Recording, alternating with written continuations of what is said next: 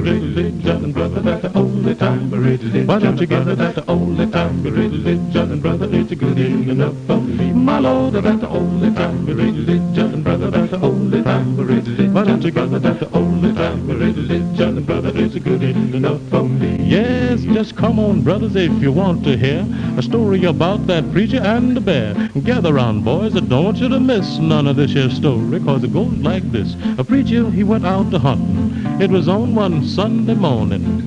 Though he was one Christian young man, but he took his gun along. Well, the first thing he shot was a bunch of fine quails, and he shot him a nice fat hare. Then through the woods on his way back home, he met a great big grizzly bear.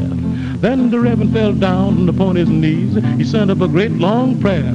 Whilst he cast one eye to the heaven on high, but kept the other eye on the bear. He said, the Lord delivered Daniel from the lion den, Jonah from the belly of the whale. The three Hebrew boys from the fiery furnace said a good book do declare. Now look here, Lord, if you don't help me, don't you go to helping that bear. He needed that the only time religion. He needed that the only time religion. He needed that the only time religion. And brother, it's good enough for me. My Lord, that the only time religion. Brother, that the only time religion. Why don't you give it that the only time religion? Brother, it's good enough for me. Yes, then the bear walked out in the middle of the road. Up to the Reverend walks he. That Reverend laid his religion down. He climbed up a tall pine tree.